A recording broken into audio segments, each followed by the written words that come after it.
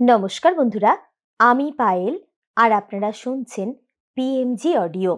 এখন আমি আপনাদের পড়ে শোনাচ্ছি সৈয়দ মুজতবা আলীর গল্প নোনা জল।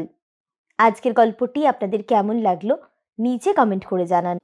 আর যেসব বন্ধুরা এখনো সাবস্ক্রাইব করেননি তাদের যদি নিত্য নতুন স্বাদের বাংলা অডিও স্টোরি শুনতে ভালো লাগে তাহলে চটপট সাবস্ক্রাইব করুন পিএমজি অডিও। আর আপনাদের ভালো লাগার গল্পগুলো শেয়ার করে নিন পরিচিত বন্ধুবান্ধব বা আত্মীয় স্বজনের সঙ্গে যারা আপনার মতোই বাংলা অডিও স্টোরি শুনতে ভালোবাসেন। শুরু করছি আজকের গল্প নোনা জল। সেই গোয়ালন্দ চাঁদপুরি জাহাজ। ৩০ বছর ধরে এর সঙ্গে আমার চেনাশোনা। চোখ বন্ধ করে দিলেও হাতড়ে হাতড়ে ঠিক বের করতে পারবো কোথায় জলের কল, কোথায় চাখিলির দোকান, মুরগির খাঁচাগুলো রাখা হয় কোন জায়গায়। অথচ আমি জাহাজের খালাসি নই, অবরের সবরের যাত্রী মাত্র। ৩০ বছর পরিচয়ের আমার আর সবই বদলে গিয়েছে। বদলায়নি শুধু ডেসপ্যাচ স্টিমারের দল। এ জাহাজের ও জাহাজের ডেকে কেবিনে কিছু কিছু ফেরফার সবসময়ই ছিল, এখনো আছে। কিন্তু সব কটা জাহাজের গন্ধটি হুবহু একই, কিরকম ভেজা ভেজা, সোদা সোদা। যে গন্ধটা আর সব কিছু ছাপিয়ে ওঠে সেটা মুরগির কারি রান্নার। আমার প্রায়ই মনে হয়েছে সমস্ত জাহাজটাই যেন একটা আস্ত মুরগি, তার পেটের ভেতর থেকে যেন তারই কারি রান্না আরম্ভ হয়েছে। এই গন্ধ তাই চাঁদপুর, নারায়ণগঞ্জ, গোয়ালন্দ যে কোনো স্টেশনে পৌঁছনো মাত্রই পাওয়া যায়।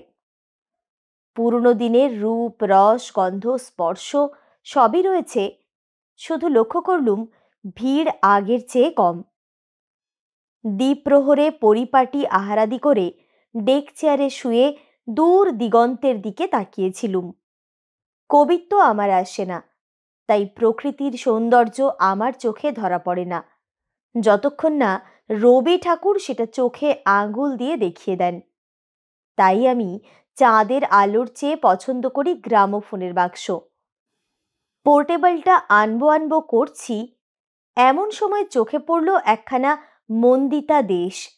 মালিক না আসা পর্যন্ত তিনি যদি পরিহস্তে কিঞ্চিত আভ্রষ্টাও হয়ে যান তা তার স্বামী বিশেষ বিরক্ত হবেন না নিশ্চয়ই।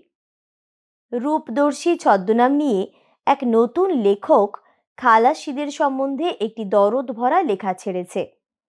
ছোকরার পেটে এলেম আছে, নইলে অতখানি কথা গুছিয়ে লিখল কি করে, আর এত সব কেচ্ছা কাহিনী বা জোগাড় করলো কোথা থেকে? আমি তো একখানা ছুটির আর্জি লিখতে গেলেই হিমশিম খেয়ে যাই। কিন্তু লোকটা যা সব লিখেছে এর কি সবই সত্যি? এত বড় অন্যায় অবিচারের বিরুদ্ধে খালাসিরা লড়াই দেয় না কেন? এ আবার একটা কথা হলো? সিলেট, নোয়াখালীর আনাড়িরা দেবে ঘুঘু, ইংরেজিদের সঙ্গে লড়াই, আমিও যেমন। জাহাজের মেজ সারেঙের আজ বোধহয় ছুটি।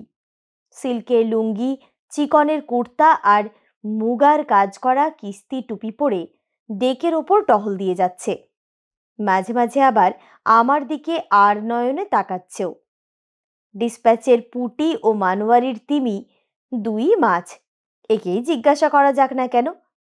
রূপদর্শ দর্শন করেছে কতটুকু আর কল্পনায় বুনেছে কতখানি।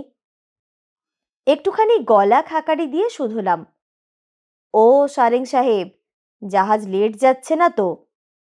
লোকটা উত্তর দিয়ে সবিনয়ে বলল, আমাকে আপনি বলবেন না সাহেব, আমি আপনাকে দু একবারের বেশি দেখিনি, কিন্তু আপনার আব্বা সাহেব, বড় ভাই সাহেবরা এ গরিবকে মেহেরবানি করেন। খুশি হয়ে বললুম, তোমার বাড়ি কোথা?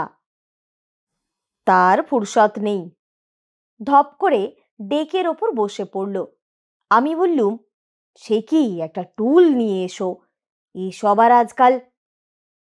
কথাটা শেষ করলুম না, সারেঙ্গও টুল আনল না। তারপর আলাপ পরিচয় হলো। দেশের লোক, সুখ দুঃখের কথা অবশ্যই বাদ পড়ল না। শেষটায় লোক পেয়ে রূপদর্শী দর্শন তাকে আগাগোড়া পড়ে শোনালুম। সে গভীর মনোযোগ দিয়ে তার জাত ভাই চাষারা যেরকম পুঁথি পড়া শোনে সেরকম আগাগোড়া শুনল। তারপর খুব লম্বা একটা দীর্ঘ নিঃশ্বাস ফেলল। আল্লাহ তালার উদ্দেশ্যে এক হাত কপালে ঠেকিয়ে বলল, ইনসাফের কথা তুললেন হুজুর। এ দুনিয়ায় ইনসাফ কোথায়?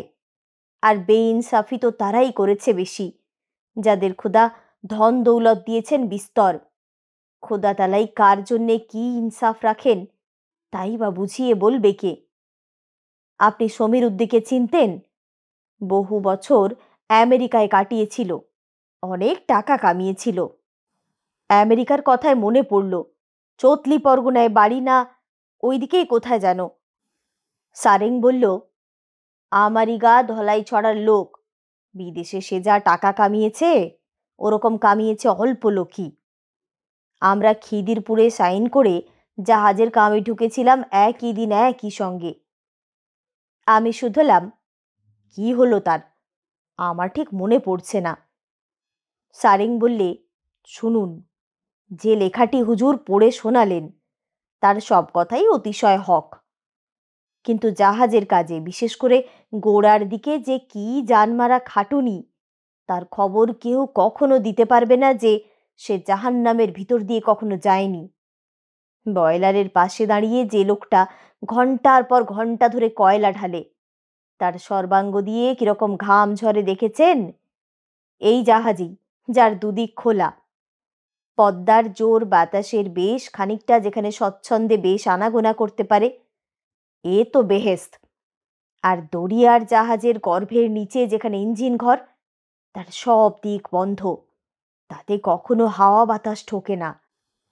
সেই 10-12-14,000 টনি ডাঙ্গর ডোঙ্গর জাহাজের বয়লারের আকারটা কত বড় হয় এবং সেই কারণে গরমিটার বহর কতখানি সে কি বাইরের থেকে কখনো অনুমান করা যায়?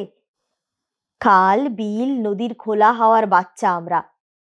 হঠাৎ একদিন দেখি সেই জাহান্নামের মাঝখানে কালো কালো বিরাট বিরাট শয়তানের মতো কলকবজা লোহা লক্করের মুখোমুখি। পয়লা পয়লা কামে নেমে সবাই ভিড়মি খায়। তাদের তখন উপরে টেনে জলের কলের নিচে শুইয়ে দেওয়া হয়। হুঁশ ফিরলে পরে মুঠো মুঠো নুন গেলানো হয়। গায়ের ঘাম দিয়ে সব নুন বেরিয়ে যায় বলে মানুষ তখন আর বাঁচতে পারে না। কিংবা দেখবেন কয়লা ঢেলে যাচ্ছে বয়লারে ঠিক ঠিক, হঠাৎ কথা নেই বার্তা নেই বেলচা ফেলে ছুটে চলেছে সিঁড়ির পর সিঁড়ি বেয়ে, খোকা ডেক থেকে সমুদ্রে ঝাঁপিয়ে পড়বে বলে। অসহ্য গরমে মাথা বিগড়ে গিয়েছে। জাহাজি বুলিতে একেই বলে এখম।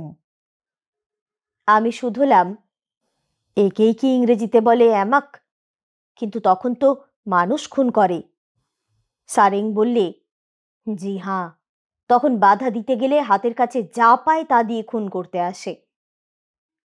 তারপর একটু থেমে সারেং বললে, আমাদের সকলেরই দু একবার হয়েছে, আর সবাই ধরে চুবিয়ে আমাদের ঠান্ডা করেছে। শুধু সমীর উদ্দি কখনো একবারের জন্য কাতর হয়নি। তাকে আপনি দেখেছেন সাহেব? বাং মাছের মতো ছিল তার শরীর, অথচ হাত দিয়ে টিপলে মনে হতো কচ্ছপের খোল। জাহাজের চীনা বাবুর্চির ওজন ছিল 3 মণের কাছাকাছি। তাকে সে এক থাবড়া মেরে বসিয়ে দিতে পারত। লাঠি খেলে খেলে তার হাতে জন্মেছিল বাঘের থাবার তাগিদ। কিন্তু সে যে ভিড়মি খায়নি, এমক হয়নি, তার কারণ শরীরের জোর নয়, দিলের হিম্মত। সে মন বেঁধেছিল যে করেই হোক পয়সা সে কামাবেই, ভিড়মি গেলে চলবে না, বিমারি পাকড়ানো সখ্ত মানা। সারেং বললে, কি যে বেহাত তকলিফে জানি পানি হয়ে কুলুম শহরে পৌঁছলাম। আমি শুধলাম, সে আবার কোথায়? বললে, বাংলায় যারে লঙ্কা কয়। আমি বললুম, ও কলম্বো? জি, আমাদের উচ্চারণ তো আপনাদের মতো ঠিক হয় না, আমরা বলি কুলুম শহর। সেখানে ডাঙায় বেড়াবার জন্য আমাদের নামতে দিল বটে, কিন্তু যারা পয়লাবার জাহাজে বেরিয়েছে তাদের ওপর কড়া নজর রাখা হয়। পাছে জাহাজের অসহ্য কষ্ট এড়াবার জন্য পালিয়ে যায়। সমীরুদ্দি বন্দরে নামলেই না, বললে নামলেই তো বাজে খরচা। আর সে কথা ঠিকও বটে। হুজুর, খালাসিরা কাঁচা পয়সা বন্দরে যা ওড়ায়, যে জীবনে কখনো 5 টাকার নোট দেখেনি, আধুলির বেশি কামায়নি, তার হাতে 15 টাকা। সে তখন কাগের বাচ্চাও কেনে। আমরা পেট ভরে যা খুশি তাই খেলাম, বিশেষ করে শাকসবজি। জাহাজে খালাসিদের কপালে ও জিনিস কম, নেই বললেও হয়, দেশে যার ছড়াছড়ি। তারপর কুলুম থেকে আদন বন্দর। আমার আর ইংরেজি এডেন বলার দরকার হলো না। তারপর লাল দরিয়া পেরিয়ে শুশোর খাড়ি, দুদিকে ধুধু মরুভূমি, বালু আর বালু, মাঝখানে ছোট্ট খাল। বুঝলুম শুশোর খাড়ি মানে সুয়েজ ক্যানাল। তারপর পুসই, সেখানে খালের শেষ, বাড়িয়া বন্দর। আমরা শাকসবজি খেতে নামলাম সেখানে। ঝানুরা গেল খারাপ জায়গায়। পোর্ট সাইদের গণিকালয় যে বিশ্ববিখ্যাত, দেখলুম সারেঙের পো সেই খবরটি রাখে। ততক্ষণে সিলেটি উচ্চারণে বিদেশি শব্দ কি ধ্বনি নেয় তার খানিকটা আন্দাজ হয়ে গিয়েছে। তাই বুঝলুম হামবুর্গের কথা হচ্ছে। আর এটাও লক্ষ্য করলুম যে সারেং বন্দরগুলোর নাম সোজা ফরাসি জার্মান থেকে শুনে শিখেছে তারা যেরকম উচ্চারণ করে, ইংরেজির বিকৃত উচ্চারণের মারফতে নয়। সারেং বলল, হামবুরে সব মাল নেমে গেল। সেখান থেকে আবার মাল গাদাই করে আমরা দরিয়া পাড়ি দিয়ে গিয়ে পৌঁছলুম নুক বন্দরে, মিরকিন মুলুকে। নিয়া ঝুনা কোনো খালাসিকে নৌক বন্দরে নামতে দেয় না, বড় কড়াকড়ি সেখানে। আর হবে নাই বা কেন? মিরকিন মুলুক সোনার দেশ। আমাদের মতো চাষাভুষোও সেখানে মাসে 500-700 টাকা কামাতে পারে। আমাদের চেয়েও কালা, একদম নিষ্কালা আদমিও সেখানে তার চেয়েও বেশি কামায়। খালাসিদের নামতে দিলে সব কটা ভেগে গিয়ে তামাম মুলুকে ছড়িয়ে পড়ে প্রাণ ভরে টাকা কামাবে।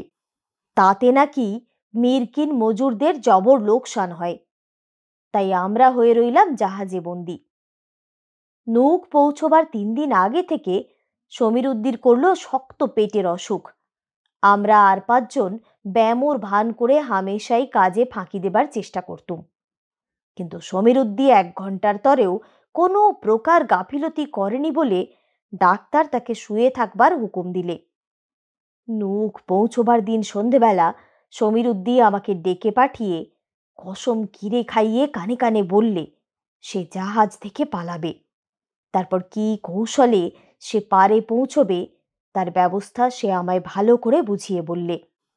বিশ্বাস করবেন না সাহেব, কিরকম নিখুঁত ব্যবস্থা সে কত ভেবে তৈরি করেছিল। কলকাতার চোরা বাজার থেকে সে কিনে এনেছিল একটা খাসা নীল রঙের স্যুট, জুতো, মোজা, টাই, কলার। আমাকে সাহায্য করতে হলো শুধু একটা পেতলের ডেকচি জোগাড় করে দিয়ে। সন্ধ্যার অন্ধকারে সমীরুদ্দি সাঁতারের জাঙ্গিয়া পরে নামলো জাহাজের উল্টো ধার দিয়ে খোলা সমুদ্রের দিকে। ডেকচির ভেতর তার স্যুট, মোজা আর একখানা তোয়ালে। বুক দিয়ে সেই ডেকচি ঠেলে ঠেলে বেশ খানিকটা চক্কর দিয়ে সে প্রায় আধা মাইল দূরে গিয়ে উঠবে ডাঙায়। পাড়ে উঠে তোয়ালে দিয়ে গা মুছে জাঙ্গিয়া ডেকচি জলে ডুবিয়ে দিয়ে শীষ দিতে দিতে চলে যাবে শহরের ভেতর। সেখানে আমাদেরই এক সিলেটি ভাইকে সে খবর দিয়ে রেখেছিল হামবুর্গ থেকে। পুলিশের খোঁজাখুঁজি শেষ না হওয়া পর্যন্ত সেখানে গা ঢাকা দিয়ে থাকবে কয়েকদিন। তারপর দাড়ি গোঁফ কামিয়ে চলে যাবে নৌক থেকে বহু দূরে, যেখানে সিলেটিরা কাঁচা পয়সা কামায়। পালিয়ে ডাঙায় উঠতে পুলিশের হাতে ধরা পড়ার যে কোনো ভয় ছিল না তা নয়, কিন্তু একবার স্যুটটি পরে রাস্তায় নামতে পারলে পুলিশ দেখলেও ভাববে সে নৌকের বাসিন্দা, সমুদ্র পাড়ে এসেছিল হাওয়া খেতে। প্যালেনটা ঠিক উতরে গেল সাহেব। সমীরুদ্দির জন্য খোঁজ খোঁজ রব উঠল পরের দিন দুপুরবেলা। ততক্ষণে চিড়িয়া যে শুধু উড় গেয়া তা নয়, সে বনের ভিতর বিলকুল উধাও, একেবারে না পাত্তা। বরঞ্চ বনের ভেতর পাখিকে পেলেও পাওয়া যেতে পারে, কিন্তু নুক শহরের ভিতর সমীরুদ্দিকে খুঁজে পাবে কোন পুলিশের গোসাই? গল্প বলায় ক্ষান্ত দিয়ে সারেং গেল জোহরের নামাজ পড়তে। ফিরে এসে ভূমিকা না দিয়েই সারেং বললে, তারপর হুজুর আমি পুরো 7 বছর জাহাজে কাটাই। 2-5 বার খিদিরপুরে নেমেছি বটে, কিন্তু দেশে যাবার আর ফুরসত হয়ে ওঠেনি। আর কি বা হতো গিয়ে, বাপ মা মরে গিয়েছে, বউ বিবিও তখন ছিল না। যতদিন বেঁচে ছিল বাপকে মাঝে মাঝে টাকা পাঠাতাম। বুড়া শেষের কি বছর সুখেই কাটিয়েছে। খোদা তালার শুকুর বুড়ি নাকি আমার জন্য কাঁদতো। তা হুজুর, দরিয়ার অথই নোনা পানি যাকে কাতর করতে পারে না, বুড়ির দুফোঁটা নোনা জল আর তার কি করতে পারে বলুন? বলল বটে হক কথা, তবুও সারেংয়ের চোখে এক ফোঁটা নোনা জল দেখা দিল। তারপর সারেং বললে, যাক সে কথা, এ 7 বছর মাঝে মাঝে এর মুখ থেকে ওর মুখ থেকে খবর কিংবা গুজব যাই বলুন শুনেছি। সমীরুদ্দি বহুত পয়সা কামিয়েছে, দেশেও নাকি টাকা পাঠায়। তবে সে আস্তানা গেড়ে বসেছে মিরকিন মুলুকে, দেশে ফেরার কোনো মতলব নেই। তাই নিয়ে আমি আফসোস করিনি, কারণ খোদা তালা যে কার জন্য কোন মুলুকে দানা পানি রাখেন তার হদিশ বাতলাবে কে? তারপর কল ঘরের তেলে পিছল মেঝেতে আছাড় খেয়ে ভেঙে গেল আমার পায়ের হাড্ডি। বড় জাহাজের কাম ছেড়ে দিয়ে দেশে ফিরে এসে ঢুকলাম ডিসপ্যাচারের কামে। এ জাহাজে আসার 2 দিন পরে একদিন খুব ভোরবেলা ফজরের নামাজের অজু করতে যাচ্ছি, এমন সময়ে তাজ্জব মেনে দেখি ডেকে বসে রয়েছে সমীরুদ্দি। বুকে ঝাবড়ে ধরে তাকে বললাম, ভাই সমীরুদ্দি। এক লহমায় আমার মনে পড়ে গেল সমীরুদ্দিকে এককালে আমি আপন ভাইয়ের মতন কতই না প্যার করেছি। কিন্তু তাকে হঠাৎ দেখতে পাওয়ার চেয়েও বেশি তাজ্জব লাগলো আমার সে আমার প্যারে কোনো সাড়া দিল না বলে। গাঙ্গের দিকে মুখ করে পাথরের পুতুলের মতো বসে রইল সে। শোধলাম, তোর দেশে ফেরার খবর তো আমি পাইনি। আবার এ জাহাজে করে চলেছিস তুই কোথায়? কলকাতা? কেন, এদেশে মন টিকল না? কোনো কথা কয় না, ফকির দরবেশের মতো বসে রইল ঠায়, তাকিয়ে রইল বাইরের দিকে, যেন আমাকে দেখতেই পায়নি। বুঝলাম কিছু একটা হয়েছে। তখনকার মতো তাকে আর কথা কওয়াবার চেষ্টা না করে ঠেলে ঠুলে কোনো গতিকে তাকে নিয়ে গেলাম আমার কেবিনে। নাস্তার প্লেট ধরলাম সামনে, আন্ডা ভাজা ও পরোটা দিয়ে সাজিয়ে।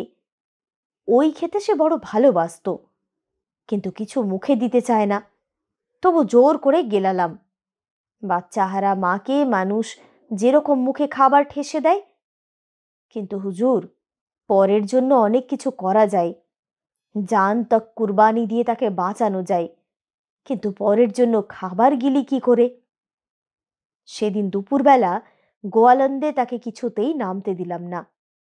আমার হুজুর মনে পড়ে গেল বহু বছরের পুরনো কথা, নূক বন্দরেও আমাদের নামতে দেয়নি, তখন সমীরুদ্দি সেখানেই গায়েব হয়েছিল।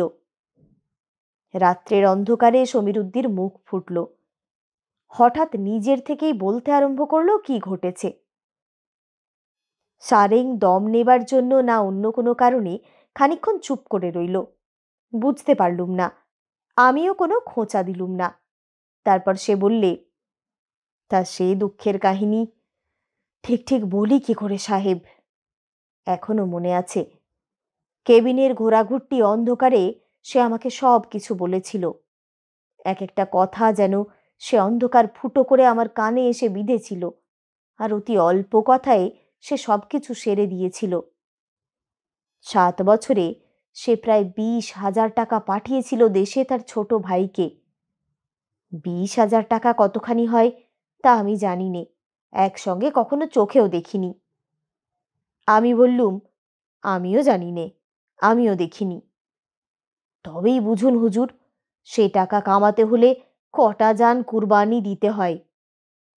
প্রথমে 500 টাকা পাঠিয়ে ভাইকে লিখলে মহাজনের টাকা শোধ দিয়ে বাড়ি ছাড়াতে, তারপরের 1000 দেড়েক বাড়ির পাশের পতিত জমি কেনার জন্য, তারপর আরো অনেক টাকা দিঘি খোদাবার জন্য, তারপর আরো বহুত টাকা শহুরি ঢঙে পাকা চুনকাম করা দেওয়ালওয়ালা টাইলের 4খানা বড় ঘরের জন্য, আরো টাকা ধানের জমি, বলদ, গাই, গোয়াল ঘর, মরাই, বাড়ির পিছনে মেয়েদের পুকুর এসব করার জন্য, এবং সবশেষে 1000 পাঁচেক টাকা টঙ্গী ঘরের উল্টো দিকে দিঘির এপারে পাকা মসজিদ বানাবার জন্য। 7 বছর ধরে সমীরুদ্দি মিরকিন মুলুকে অসুরের মতো খেটে 2 শিফট 2.5 শিফটে গতর খাটিয়ে জান পানি করে পয়সা কামিয়েছে। তার প্রত্যেকটি কড়ি হালালের রোজগার, আর আপন খাই খরচার জন্য সে যা পয়সা খরচ করেছে তা দিয়ে মিরকিন মুলুকের ভিখারিরও দিন গুজরান হয় না। সব পয়সা সে ঢেলে দিয়েছে বাড়ি বানাবার জন্য, জমি কেনার জন্য। মিরকিন মুলুকের মানুষ যেরকম চাষবাসের খামার করে আর ভদ্রলোকের মতো ফ্যাশনের বাড়িতে থাকে, সে দেশে ফিরে সেই রকম করবে বলে। ওদিকে ভাই প্রতি চিঠিতে লিখেছে এটা হচ্ছে সেটা হচ্ছে করে করে যেদিন সে খবর পেল মসজিদ তৈরি শেষ হয়েছে, সেদিন রওনা দিল দেশের দিকে। নুক বন্দরে জাহাজে কাজ পায় আনাড়ি কালা আদমিও বিনা তকলিফে। তার উপর সমীরুদ্দি হরেক রকম কারখানার কাজ করে কলকবজা এমনি ভালো শিখে গিয়েছিল যে তারই সার্টিফিকেটের জোরে জাহাজে আরামের চাকরি করে ফিরল খিদিরপুর। সন্ধ্যের সময়ে জাহাজ থেকে নেমে সোজা চলে গেল শেয়ালদা। সেখানে প্ল্যাটফর্মে রাত কাটিয়ে পরদিন ভোরে চাটকা মেল ধরে শ্রীমঙ্গল স্টেশনে পৌঁছল রাত 3টে। সেখান থেকে হেঁটে রওনা দিল ধলাই ছড়ার দিকে। 8 মাইল রাস্তা, ভোর হতে না হতেই বাড়ি পৌঁছে যাবে। রাস্তা থেকে 1.25 মাইল ধান ক্ষেত, তারপর ধলাই ছড়া গ্রাম। আলের ওপর দিয়ে গ্রামে পৌঁছতে হয়। বিহানের আলো ফোটবার সঙ্গে সঙ্গে সমীরুদ্দি পৌঁছল ধান ক্ষেতের মাঝখানে। মসজিদের একটা উঁচু মিনার থাকার কথা ছিল, কারণ মসজিদের নকশাটা সমীরুদ্দিকে করে দিয়েছিলেন এক মিশরি ইঞ্জিনিয়ার, আর হুজুরও মিশর মুলুকে বহুকাল কাটিয়েছেন। তাদের মসজিদে মিনারের বাহার হুজুর দেখেছেন, আমাদের চেয়ে ঢের বেশি। কত দূর দরাজ থেকে সে মিনার দেখা যায় সে আপনিও জানেন, আমিও জানি, সমীরুদ্দিও জানে। মিনার দেখতে না পেয়ে সমীরুদ্দি আশ্চর্য হয়ে গেল। তারপর ক্রমে ক্রমে এগিয়ে দেখে কোথায় দিঘি, কোথায় টাইলের টঙ্গি ঘর। আমি আশ্চর্য হয়ে শুধলাম, সে কি কথা? সারেং যেন আমার প্রশ্ন শুনতে পায়নি, আচ্ছন্নের মতো বলে যেতে লাগলো, কিচ্ছু না, কিচ্ছু না। সেই পুরনো ভাঙা খড়ের ঘর আরো পুরনো হয়ে গিয়েছে। যেদিন সে বাড়ি ছেড়েছিল সেদিন ঘরটা ছিল 4টে বাঁশের ঠেকনায় খাড়া, আজ দেখে 6টা ঠেকনা। তবে কি ছোট ভাই বাড়ি ঘরদোর অন্যদিকে বানিয়েছে গাঁয়ের? কই, তাহলে তো নিশ্চয়ই সে কথা কোনো না কোনো চিঠিতে লিখত। এমন সময় দেখে গাঁয়ের বাসিত মোল্লা। মোল্লাজি আমাদের সবাইকে বড় পেহার করে। সমীরুদ্দিকেও আদর করে বুকে জড়িয়ে ধরলেন। প্রথমটায় তিনিও কিছু বলতে চাননি, পরে সমীরুদ্দির চাপে পড়ে সেই ধান ক্ষেতের মধ্যিখানে তাকে খবরটা দিলেন তার ভাই সব টাকা ফুঁকে দিয়েছে। গোড়ার দিকে শ্রীমঙ্গল, কুলাউড়া, মৌলভীবাজারে, শেষের দিকে কলকাতায়। ঘোড়া, মেয়ে মানুষ, আরও কত কি। আমি থাকতে না পেরে বললুম, বলো কি সারেং, এরকম ঘা কি মানুষ সইতে পারে? কিন্তু বলো দেখিনি, গাঁয়ের কেউ তাকে চিঠি লিখে খবরটা দিলে না কেন? সারেং বললে, তারাই বা জানবে কি করে সমীরুদ্দি কেন টাকা পাঠাচ্ছে? সমীরুদ্দির ভাই ওদের বলেছে বড় ভাই বিদেশে লাখ লাখ টাকা কামায়, আমাকে ফুর্তি ফার্তির জন্য তারই কিছুটা পাঠায়। সমীরুদ্দির চিঠিও সে কাউকে দিয়ে পড়ায়নি। সমীরুদ্দি নিজে আমারই মতন, লিখতে পড়তে জানে না, কিন্তু হারামজাদা ভাইটাকে পাঠশালায় পাঠিয়ে লেখাপড়া শিখিয়েছিল। তবু মোল্লাজি আর গায়ের 5 জন তার টাকা ওড়াবার বহর দেখে তাকে বাড়ি ঘরদোর বাঁধতে, জমি খামার কিনতে উপদেশ দিয়েছিল। সে নাকি উত্তরে বলেছিল, বড় ভাই বিয়ে শাদি করে মিরকিন মুলুকে গেরস্থালি পেতেছে, এ দেশে আর ফিরবে না, আর যদি ফেরেই বা সঙ্গে নিয়ে আসবে লাখ টাকা, 3 দিনের ভিতর 10খানা বাড়ি হাঁকিয়ে দেবে। আমি বললুম, উফ, কি পাষণ্ড! তারপর? সারেং বললে, সমীরুদ্দি আর গায়ের ভেতর ঢোকেনি, সেই ধান ক্ষেত থেকে উঠে ফিরে গেল, তারপর আবার শ্রীমঙ্গল স্টেশনে। সমীরুদ্দি আমাকে বলেনি, কিন্তু মোল্লাজি নিশ্চয়ই তাকে নিজের বাড়িতে নিয়ে যাবার জন্য পিড়াপিড়ি করেছিলেন, কিন্তু সে ফেরেনি, শুধু বলেছিল যেখান থেকে এসেছে সেখানেই আবার ফিরে যাচ্ছে। ভাই নিয়ে যেতে এলো স্টেশনে, টাকা ফুরিয়ে গিয়েছিল বলে সে গাঁয়েই ছিল। সমীরুদ্দির 2 পা জড়িয়ে ধরে সে মাপ চেয়ে তাকে বাড়ি নিয়ে যেতে চাইলে।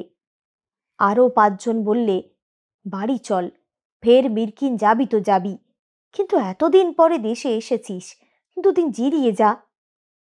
আমি বললুম, রাস্কেলটা কোন মুখ নিয়ে ভাইয়ের কাছে এলো সারেং? সারেং বললে, আমিও তাই পুছি, কিন্তু জানেন সাহেব সমীরুদ্দি কি করলে? ভাইকে লাথি মারলে না, কিচ্ছু না, শুধু বললে সে বাড়ি ফিরে যাবে না। তার পরদিন ভোরবেলায় জাহাজে তার সঙ্গে দেখা। আপনাকে তো বলেছি, বারুণীর পুতুলের মতো সে চুপ করে বসে। দম নিয়ে সারেং বললে, অতি অল্প কথায় সমীরুদ্দি আমাকে সবকিছু বলেছিল, কিন্তু হুজুর শেষটায় সে যা আপন মনে বিড়বিড় করে বলেছিল তার মানে আমি ঠিক বুঝে উঠতে পারিনি, তবে কথাগুলো আমার স্পষ্ট মনে আছে। সে বলেছিল, ভিখিরি স্বপ্ন দেখে সে বড় লোক হয়ে গিয়েছে, তারপর ঘুম ভাঙতেই সে দেখে সে আবার দুনিয়ায়। আমি দেশে টাকা পাঠিয়ে বাড়ি ঘরদোর বানিয়ে হয়েছিলাম বড় লোক, সেই দুনিয়া যখন ভেঙে গেল তখন আমি গোলাম কোথায়? বাস্তব ঘটনা না হয়ে যদি শুধু গল্প হতো তবে এইখানেই শেষ করা যেত, কিন্তু আমি যখন যা শুনেছি তাই লিখছি, তখন সারেংয়ের বাদ বাকি কাহিনী না বললে অন্যায় হবে। সারেং বললে, 14 বছর হয়ে গিয়েছে, কিন্তু আমার সর্বক্ষণ মনে হয় যেন কাল সাঁঝে সমীরুদ্দি আমার কেবিনের অন্ধকারে তার ছাতির খুন ঝরিয়েছিল। কিন্তু ওই যে ইনসাফ বললেন না হুজুর, তার পাত্তা দেবে কে? সমীরুদ্দি মিরকিন মুলুকে ফিরে গিয়ে 10 বছরে আবার 30,000 টাকা কামায়, এবারে আর ভাইকে টাকা পাঠায়নি। সেই ধন নিয়ে যখন দেশে ফিরছিল তখন জাহাজে মারা যায়। স্ত্রী সংসারে তার আর কেউ ছিল না বলে টাকাটা পৌঁছলো সেই ভাইয়েরই কাছে, আবার সে টাকাটা ওড়ালো। ইনসাফ কোথায়?